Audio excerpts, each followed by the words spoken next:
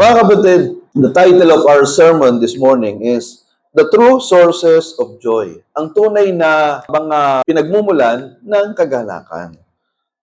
Alam po ninyo, ang mundo ay merong hinahanap na mga sources of joy. There are four sources of joy in this world. Una, material wealth.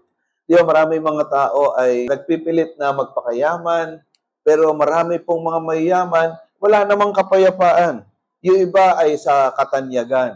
Maraming mga tanyag na tao na wala rin kapayapaan. In fact, some people who are famous committed suicide. Yung iba naman ay sa pleasure and entertainment. They go to different kinds of entertainment, in-entertain nila yung sarili nila, they go to this place, to another place, nanonood ng sine, nanonood ng mga concerts, kung saan-saan, pumupunta sa mga casino para lang ma-entertain yung sarili nila, and yet, still, there is no joy. Pag-uwi sa bahay, malungkot. Yung iba naman, they find joy in romantic relationships. Only to find out na hindi pala talaga sila mahal nung kanilang karelasyon. Dahil pangalawa, pangatlo, pang-apat pala sila doon sa karelasyon nung taong sa palagay akala nila mahal sila. So, yung iba naman, they find joy in power and success. Kapag ka nasa politika o kaya na-promote, naging presidente o naging manager ng isang kumpanya, they think that power and success will give them joy in their hearts. But, sad to say, maraming mga tao, they have material wealth, fame and recognition, pleasure and entertainment, romantic relationships, power and success, and yet they have no joy in their hearts. Ano ba ang kaibahan ng happiness sa joy? Mara itong mga taong ito na binanggit ko, they find happiness, but then there is no joy. Ang happiness, madaling nawawala yan eh. Kumbaga parang happy ka ngayon, maya-maya, malungkot ka rin naman. Why? Because happiness is based on happenings. No? Happiness, happenings, magkapareho yan. Kasi ang root word niyan ay hap, H-A-P. Yung H-A-P, kapag ka tiningnan mo yan sa dictionary, ibig sabihin yan ay happenings or something that makes you, it is something that makes you happy or feel good. Yung hap na yan. Kaya kapag ka yung happenings or happy ka kasi masaya ka, happy ka kasi nakasweldo ka, happy ka kasi mahal ka ng asawa mo, happy ka kasi na-promote ka, happy ka kasi wala kang sakit. Eh paano kung meron kang mga ganyan? May nagkasakit ka, may nag-away kayo mag-asawa, o kaya may mabaon ka sa utang, o kaya may problema ka sa pamilya, can you still find joy in your heart? Yes, because joy is a gift from God. Joy is not dependent on circumstances. It is dependent on your relationship with God. Yun po ang pag-uusapan natin ngayon. Ang title of our sermon is, again, The True Sources of Joy. So, ano ba yung unang source of joy ni King David? Si King David kasi, ang background nitong Psalm chapter 16 ay hinahabol siya ni King Saul para patayin. Kaya nga, ang unang source of joy ni David, the joy of God's protection. The joy of God's protection. So, kung makikita natin doon sa verse 1 ng Psalm 16, according to NIV, keep me safe, O God, for in you I take refuge. Maganda yung sa God's Word translation. Ang sabi doon, protect me, O God, because I take refuge in you. And then doon sa verse 9, Psalm 16, verse 9, ang sabi doon sa verse sa Tiwikan Tagalog, kaya't ako'y nagdiriwang, puso't diwa ko'y nagagalak. Hindi ako matitinag sapagkat ako'y panatag. Sabi ni David, my heart will rejoice and my tongue will praise. Ang puso ko'y nagagalak at ang aking bibig ay magpupuri sa Diyos. Bakit? Because una, he's protected by the Lord from all his enemies. So David's heart was full of joy that overflows through his mouth. Ang sabi dun sa verse 9, my heart is glad and my tongue rejoices. So kasi nga, hindi ba, according to Luke chapter 12, verse 48, that is one of my favorite verses, for out of the abundance of the heart, the mouth speaks. Kung ano yung nasa puso, yun ang lumalabas sa bibig. Naintindihan niyo ba? Kaya yung mga taong palamura, kasi yun ang nasa puso nila eh. Yung mga taong laging galit, kasi nga yun ang nasa puso nila. Pero yung mga taong laging masaya, laging maganda yung lumalabas sa bibig, kasi nga yun ang nasa puso eh. That's what the Bible says. For out of the abundance of the heart, the mouth speaks. Kung ano pumupuno sa puso, yun ang lumalabas sa bibig. Kaya yung mga tao na maberde ang mga bibig, abay, yun ang nasa puso niya. Naunawaan po ninyo. So, kagaya, alibawa, ito, naikwento ko na rin ito more than 100 times. One time, I was in the faculty na sa MCU. So, dumating yung, professor ng philosophy. Siya, ex-seminarian siya, ex-Catholic seminarian. Lumabas siya ng seminary kasi nag-asawa siya. So, pagdating niya doon, kinuwentohan niya ako puro mga green jokes, talagang berding-berdi talaga. Alam niyo, pastor ako. So, puro berde yung mga, nakikinig lang ako. Pero pagkatapos niya magsalita, sabi ko, alam mo, ang sabi sa Bible, Luke 12:48, for out of the abundance of the heart, the mouth speaks. Napahiya, parang gustong pawisan. Hindi na natin po. Maya-maya, sabi, sir, maiwan na kita, may klase pa ako. So, ibig sabihin kasi, kung ano yung lumalabas sa bibig mo, yun ang nasa puso. At itong si King David, ang sabi niya, nagagalak ang aking puso at ang aking bibig ay nagpupuri sa Diyos. Kasi nga, punong-puno siya ng kagalakan sa Panginoon because of God's protection. Pangalawa, David's joy was in God's protection. In times of danger, David rested assured that God was his protection. So, kasi nga yung kalaban niya, si King Saul, na naiinggit sa kanya, gusto siyang patayin. And then maraming kaaway si King David na gusto siyang patayin. Kasi nga naiinggit sa kanya. And also, God protected him from untimely death. Untimely death. So ito yung unang source of joy by David. The joy of God's protection. Hindi ba ang sarap sa pakiramdam na you are protected by the Lord? Alam niyo yung Psalm 34 verse 7, isulat ninyo. Ang sabi sa Psalm 34 verse 7, the angel of the Lord encamps around those who fear Him and He delivers them from all troubles. Ako lagi kong kino-quote yan.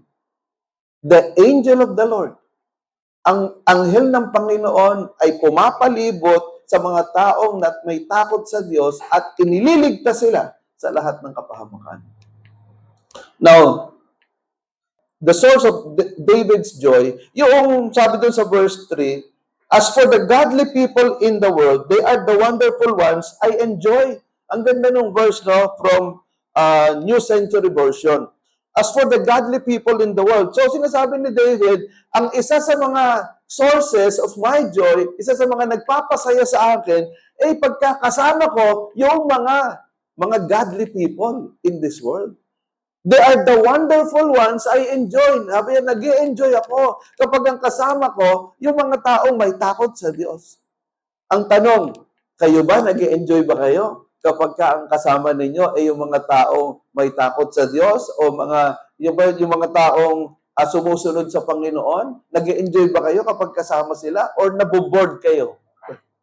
Nag-i-enjoy ba kayo when you go to church? Nag-enjoy ba kayo pag uma-attend kayo ng mga prayer meeting, ng mga Zoe natin, ng mga life groups? Nag-enjoy ba kayo pag uma-attend kayo ng mga activities, ng mga youth encounter, yung mga kabataan? Nag-enjoy ba kayo nung kayo umattend ng youth encounter last Thursday? Nag-enjoy ba tayo sa mga ganyan? Kapag may mga fellowship, yung MIB, ano yung MIB? Men in Bible. O, nag-fishing pala kami.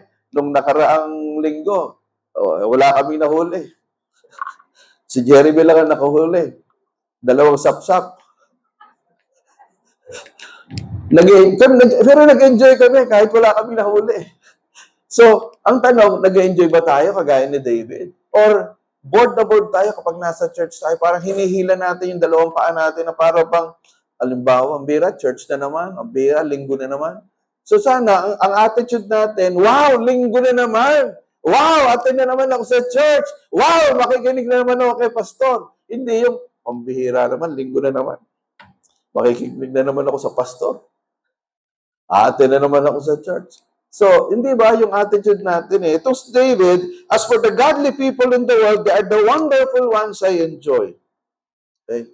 Sana nag-enjoy tayo kapag kasama natin yung mga anak ng Diyos. Naunawaan natin? Nag-enjoy ba kayo na kayo naririto? Amen. Tingnan mo nga yung katabi mo kung nag-enjoy yan. O, nakalukot ang mukha niyan. Parang gusto na umuwi. Okay, let's proceed. Now, the second source of David's joy, the joy of God's resurrection. Ito, ang ganda nito. Ang sabi doon sa verse 10, because you will not abandon me to the grave, nor will you let your Holy One see decay. So, David's joy was in his resurrection from God. Dahil ang sabi doon, because you will not abandon me to the grave. Alam ni David, though he will die, though his body will rot or mabubulok doon sa libingan, pero hindi mananatili yung katawan ni David na bulok kasi darating ang panahon that he will resurrect.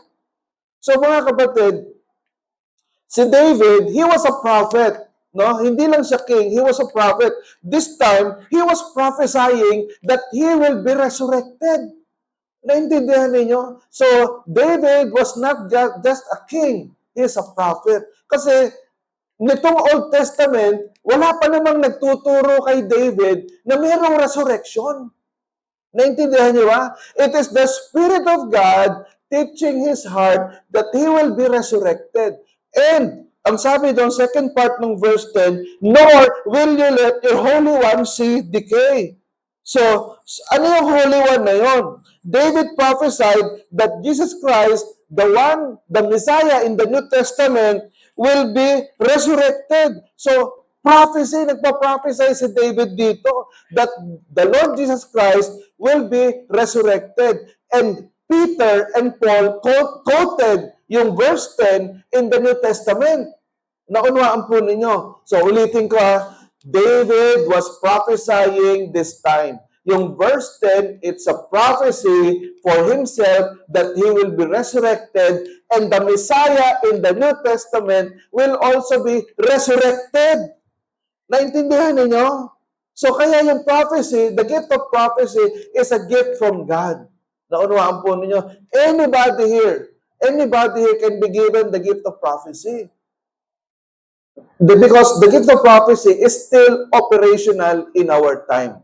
Okay. Now, pag-usapan natin, ano ba yung mga anti-resurrection theories? Kasi nga, Resurrection Sunday ngayon. Una, stolen body theory. Ibig sabihin, ang sabi doon, the disciples stole Jesus' body and lied about the resurrection. Hindi naman daw talaga nag-resurrect si Jesus Christ, ninakaw ng mga apostol. Ang tanong, paano nanakawin ng mga apostol yung katawan ni Kristo dahil ang daming bantay niya ng mga royal guards. Alam niyo, yung gwardiya daw na yan, 4 yan or 8 na every 4 hours palit ng palit. Kaya hindi imposibleng makatulog yung bantay. Pangalawa, may Roman seal yan. Hindi mo pwedeng buksan yan kasi may Roman seal. Kapag binuksan mo yan nang hindi approve ng governor o ni Pontius Pilate, patay ka. Naunahan po ninyo. And also, yung stolen body theory, as you see, all the 12 apostles died in martyrdom. Ibig sabihin, sila'y namatay dahil they were martyred for their faith. Ano ang preaching nila? Jesus Christ resurrected. Si Apostle John lang ang hindi namatay ng martyrdom kasi nung siya inilagay sa isang malaking kawa ng kumukulong langis, abay hindi tinablad, hindi namatay. Ipinatapon siya sa island of Patmos sa Greece, doon niya na-receive yung Book of Revelation. Pero yung 11 apostles, even yung 12th apostle, si Matthias, 13th si Paul, lahat yan, they died of martyrdom. Why? Because they preached that Jesus Christ resurrected. Ang tanong, how can you preach? How can you die for something that you know is a lie? Di ba? Bakit ka mamamatay sa isang bagay na alam mong kasinungalingan? So, ibig sabihin, hindi totoo yung stolen body theory. Pangalawa, hallucination theory daw. Ibig sabihin, nag-hallucinate daw yung mga disciples na nakita nila na si Kristo ay buhay. Nag-hallucinate. Pero ang tanong, wala namang totoo na group hallucination.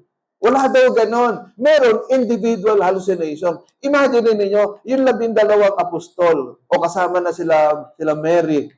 Nakita daw nila si Jesus, pero nag-hallucinate sila. Wala daw ganon. Hindi totoo yan. Kung mag-hallucinate ka, dapat isa-isa lang.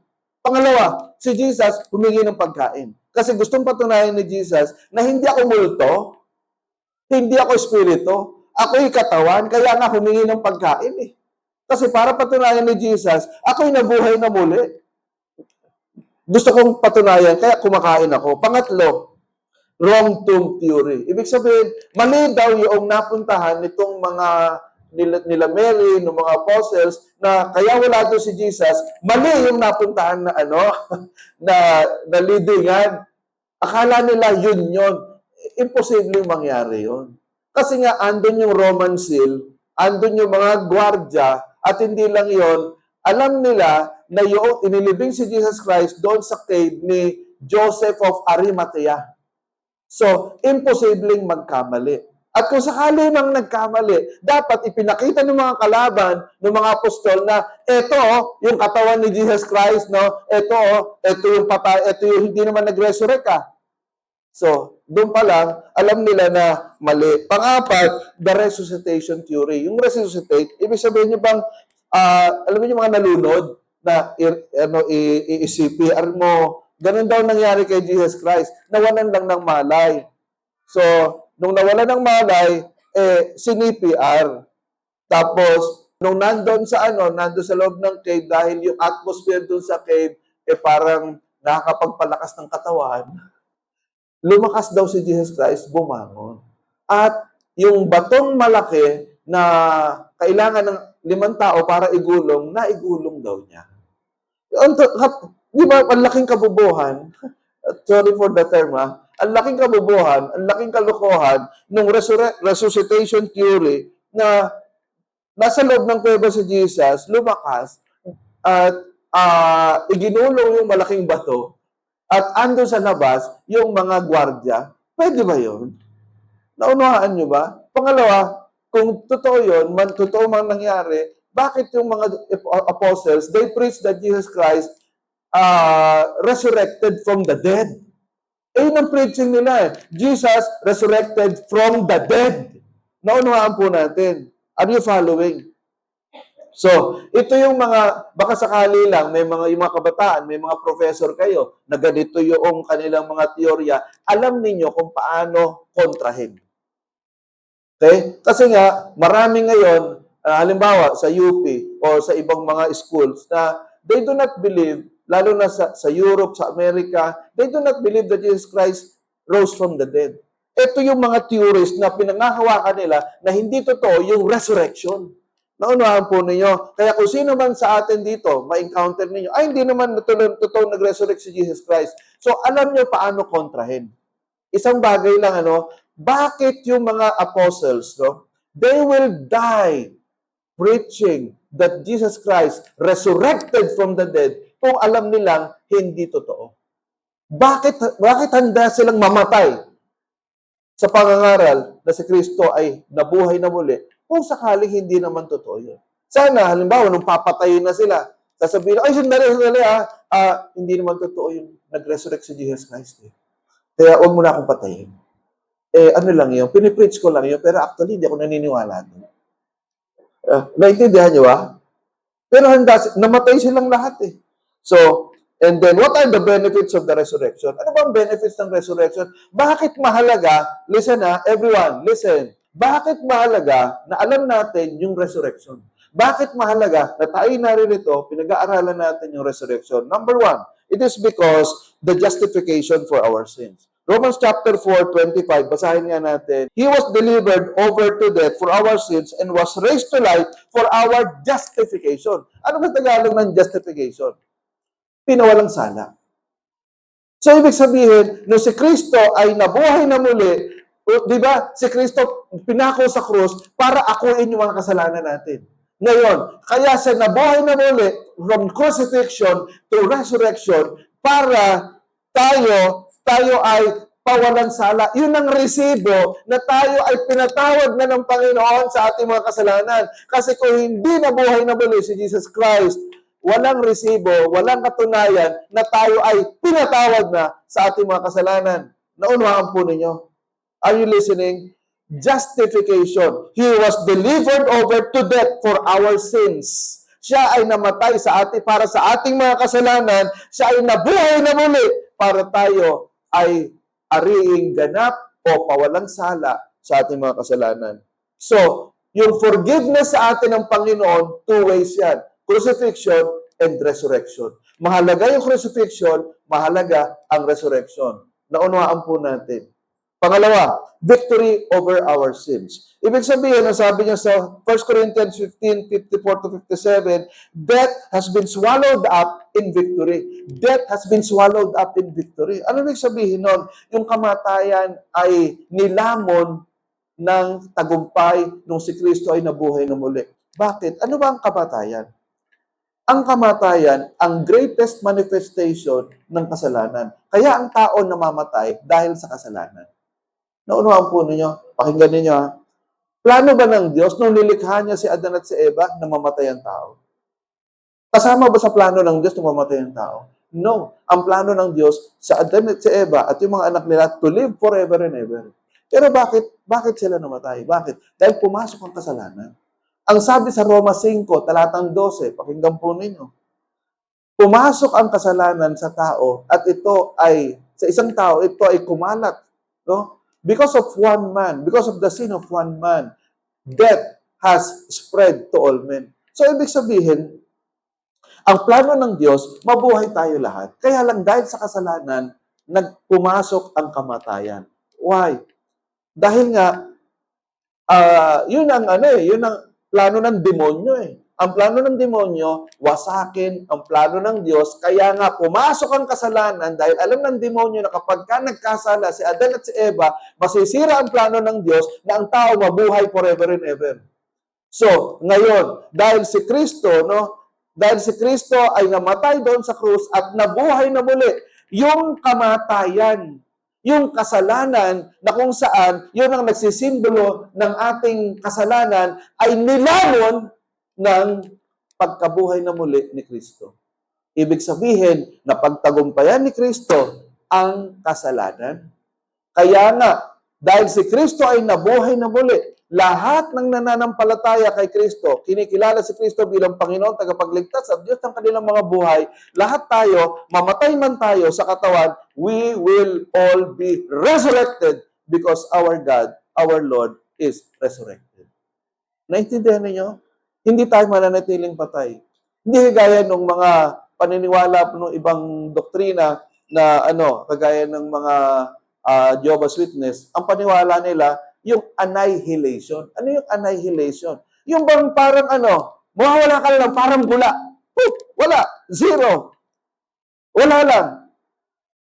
Pero hindi yun ang paniwala natin. We do not believe in annihilation. We believe in resurrection. Hindi rin tayo naniniwala sa reincarnation. Kasi ang reincarnation, it is a Hindu belief. Hindi tayo mga Hindu, no? Hindi tayo mga Hindu-dungis, no? Tayo ay mga anak ng Diyos.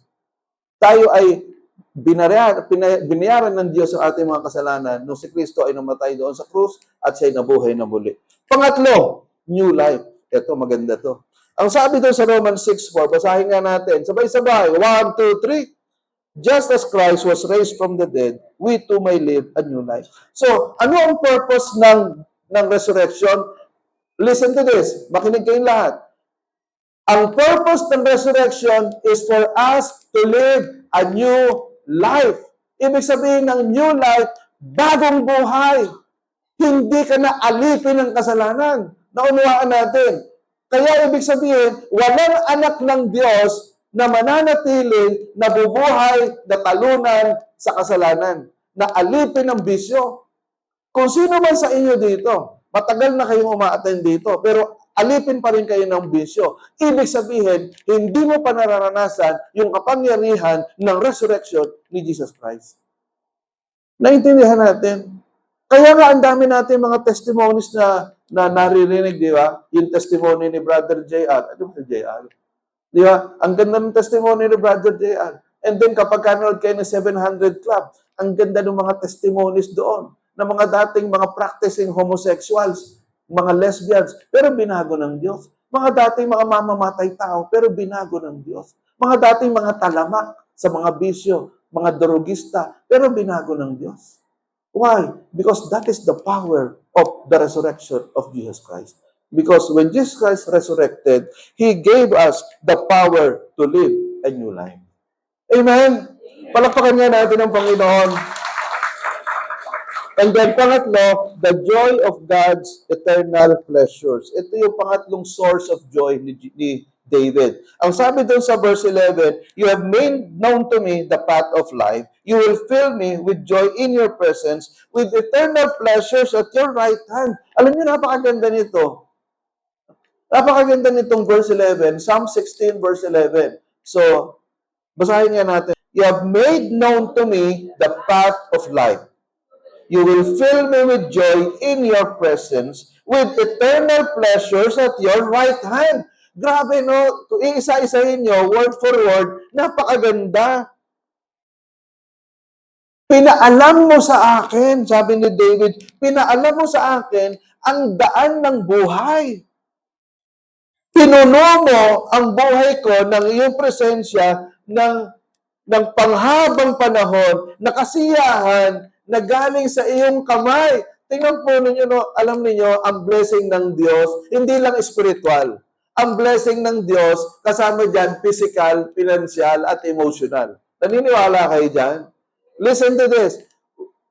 The blessing of God, pag sinabi natin shalom, kaya di ba, nag-preach ako about shalom, and then every after service of in the church, sabi ko, sige, humanap kayo na 5 tao, sabihin mo, God bless you, shalom, shalom. Ano ibig sabihin ng shalom? Shalom means you are blessed in every aspect of your life. Pag sinasabi mo, shalom, alam mo, shalom, Sister Syra, shalom, Cheng, shalom, Ferdy, shalom, Ami, shalom, Raymart. If sinasabi mo, may the Lord bless you spiritually, emotionally, physically, financially, in all aspects of your life. Shalom be with you. Naintindihan niyo ba? So kaya ito, itong sinasabi ito ni King David, it is equivalent to shalom. So, una, David experienced the joy of the path of life. Na hindi lang itong known, sabi doon yung known, that is experiential knowledge. Meron dalawang klase ng knowledge eh. Isang intellectual knowledge, saka isang experiential knowledge. Yung sinasabi dito ni David, hindi ko lang naunawaan, naranasan ko pa. Naranasan ko kung paanong pagpalain ng Diyos. Hindi ko lang naunawaan yung daan ng buhay, kundi naranasan ko yung magandang daan ng buhay. Listen to this. Ilan sa inyo dito, 2 or 3 years ago, ang buhay ninyo parang isang kahig sa tuka?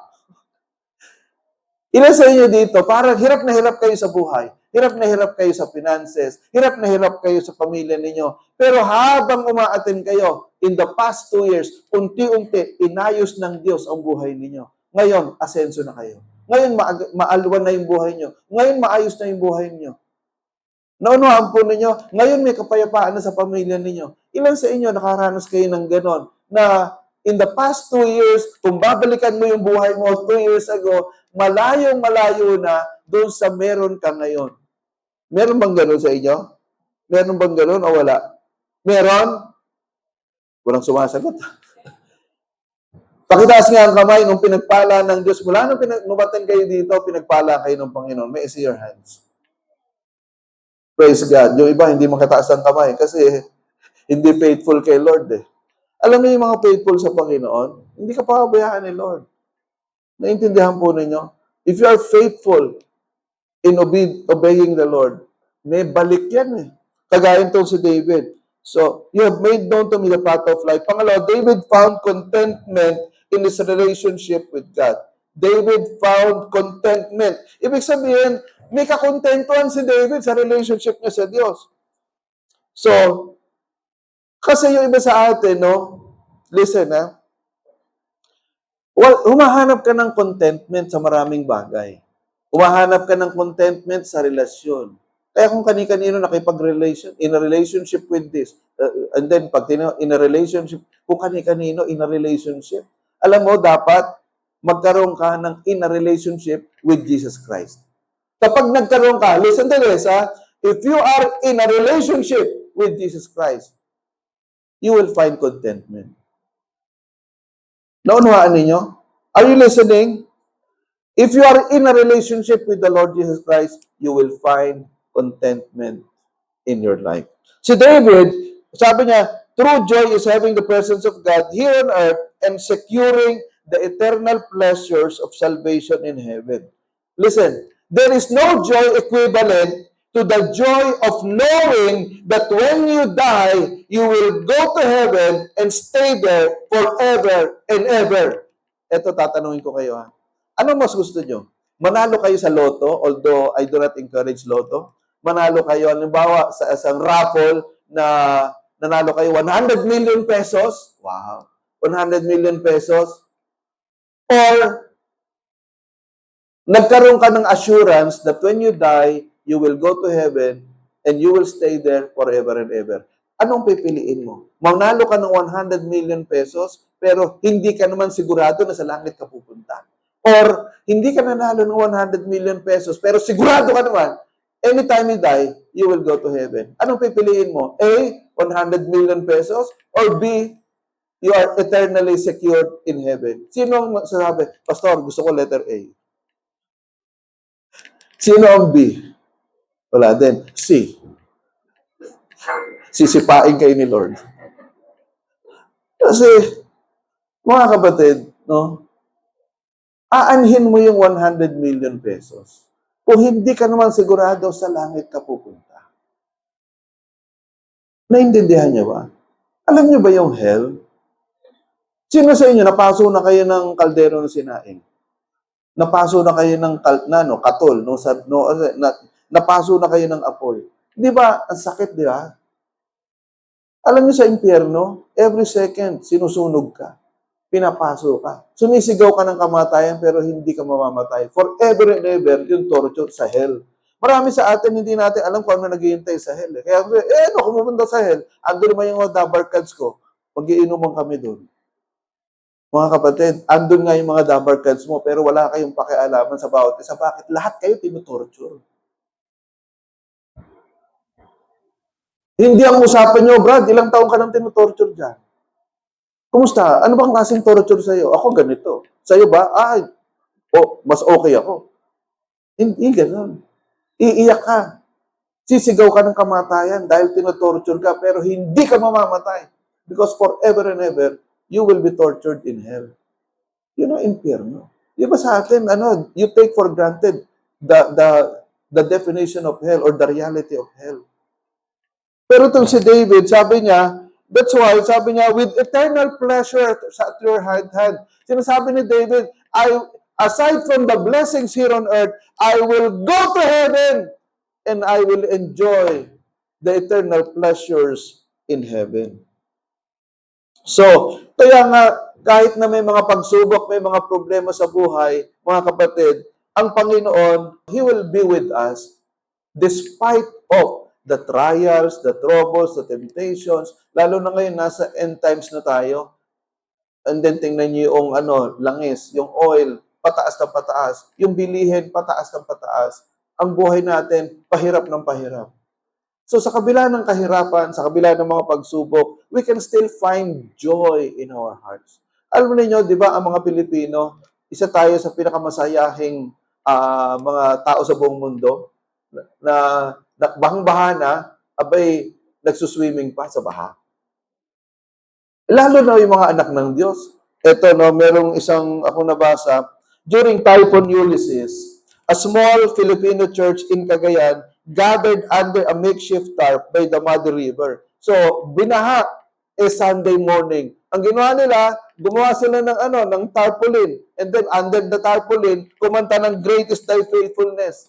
Great is thy faithfulness. Great is thy faithfulness. So kumakanta sila ng ganon.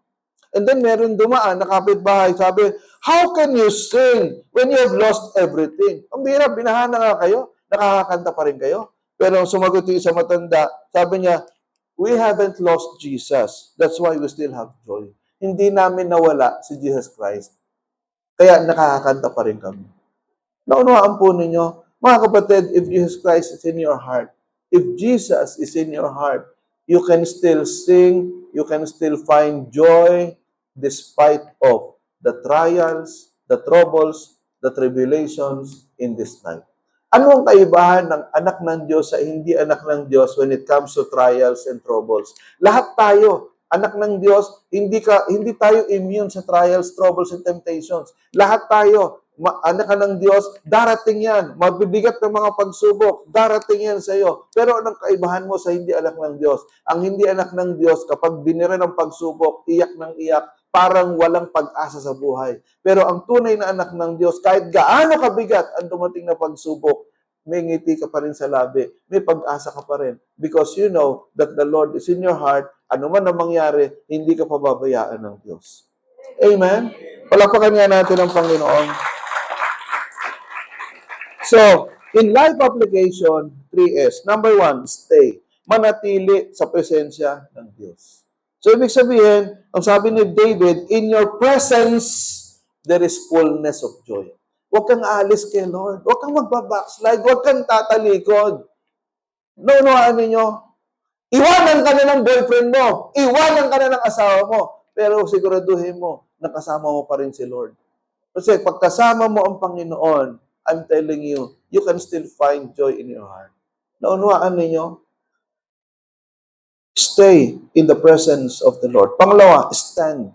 Manindigan sa pangako ng Diyos. My heart is glad, my body rests secure. Ibig sabihin, si David, nanindigan siya sa pangako ng Panginoon, naniniwala siya na ang Diyos ay totoo at yung kanyang mga pangako ay tapat at ito ay mangyayari sa kanya. Alam niyo ano nakakapagbigay sa atin ng pag-asa sa gitna ng pagsubok? Yung mga pangako ng Panginoon. Naunawaan po ninyo, how many promises in the Bible that we can claim for ourselves? 3,000 plus. Although there's more than 7,000 promises in the Bible, pero hindi lahat yan pwede nating i-claim. Pero yung universal promises that we can claim for ourselves, there are more than 3,000. My question, how many promises of the Bible from these 3,000 do you know that you can claim for yourself? Nakakalungkot yung iba, walang alam, kasi hindi nagbabasa ng Bible. I'm telling you, how many minutes, how long does it take to read one chapter in the Bible? 7 minutes. Ipaglaban mo yung 7 minutes mo na yan. Ako, before I start reading the Bible, I've been reading the Bible since 1983. Sabi ko, Lord, buksan niyo po yung isip ko. Let me enjoy reading your word. Correct me, train me, rebuke me as I read your word. Paiyakin niyo po ako, Lord, kung kailangan habang nagbabasa ko ng Bible. But then, Lord, I want to have an encounter with you as I read your word. Holy Spirit, open my heart, open my mind. 1 minute prayer.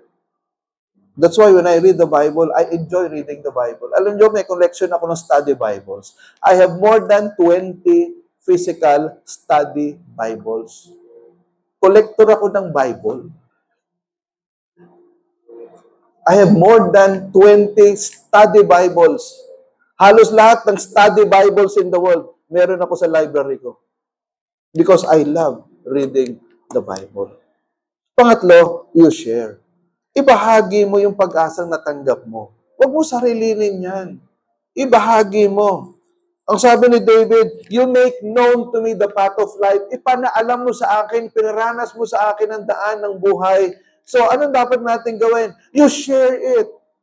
Ibahagi mo ito. Naunawaan natin. Huwag mo sarilinin. Lalo na alam mo yung kaibigan mo, malayo sa Panginoon, namomroblema yung kaibigan mo, walang peace of mind, anong dapat mong gawin? Sabi, para inuman tayo. Hindi ganoon. Sa palagay mo, magkakaroon ng peace of mind yung kaibigan mo kapag nag-inuman kayo. Pare, droga nga tayo, sandali. Pare, magsugal nga tayo. Mambabae nga tayo. Manood nga tayo ng sine. Panandalian yon. Pero ano yung lasting peace? The lasting peace comes from the Prince of Peace, and that is the Lord Jesus Christ. Amen? Palakpakan nga natin ng Panginoon, purihin ng Diyos. Pinakahuli, sabi dito mga kapatid, no, merong kwento na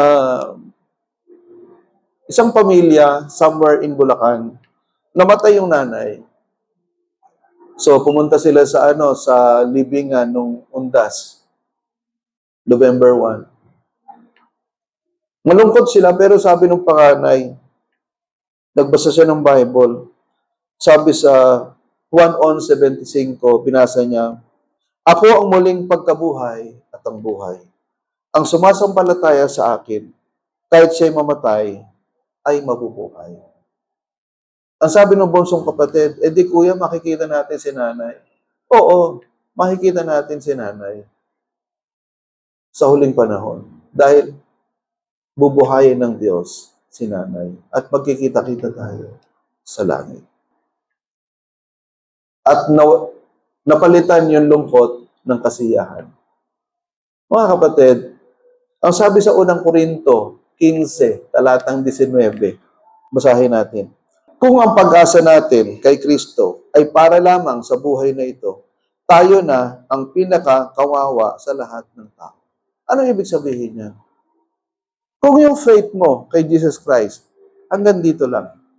Hanggang blessing lang dito. Financial blessing, family, trabaho, peace of mind dito sa lupa. Ang sabi diyan, tayo na ang pinakakawawang tao sa buong mundo. Dahil anong gustong sabihin ni Paul nung sinabi niya to? Yung pag-asa natin kay Kristo, hindi lang hanggang dito. Ang pag-asa natin kay Kristo hanggang sa kabilang buhay. Dahil lahat tayo ng mananampalataya, bubuhayin ng Panginoon at magsasama-sama tayo sa langit forever and ever. Our blessed hope is the second coming. But our greatest hope is the resurrection of the Lord Jesus Christ. Amen? Palakpakan natin ang Panginoon, purihin ng Diyos. Let us pray. Salamat po, Panginoon, sa umagang ito. Thank you, God, for showing us, teaching us, the true sources of joy, and especially the joy that comes from your resurrection. Salamat po, Panginoon, dahil ikaw ay nabuhay na muli at kami ay mabubuhay na muli sa huling panahon at magkakasama-sama kami na aming mga mahal sa buhay forever and ever in heaven. At salamat po sa pagliligtas mo sa amin sa impyerno. Kapatid, kung ikaw hindi ka pa sigurado na sa langit ka pupunta, I strongly encourage you, I even command you to surrender your life to Jesus Christ. Huwag mo nang patagalin. Huwag mong palampasin ang araw na ito na hindi mo na isusuko kay Kristo ang buhay mo. Kung iba sa inyo, mga backsliders kayo, panalamig kayo sa Panginoon, this is the time that you return to the Lord. Pagbalik loob ka sa Panginoon. Para maranasan muli ang kapayapaan, ang kasaganahan, ang kagalakan na nagmumula sa Panginoon. I'm telling you, walang taong nalugi o natalo nung siya ay nagsuko ng buhay sa Panginoon o nagbalik loob sa Diyos. Today is Resurrection Sunday. This is the day of victory for all of us. Let us pray. Salamat po, Panginoon. Oh God, I pray that you will give us the resurrection power, oh God, for our mind, heart, soul, and spirit. Thank you, Lord. Salamat po. Nawa ang lahat ng naririto, baguhan, datihan, bisita o mga miyembro maranasan yung resurrection power ni Jesus Christ. Salamat po sa pangalan ng Panginoong Jesus. Amen. Amen. Amen. Palakpakan natin ang Panginoon. Purihin ang Diyos.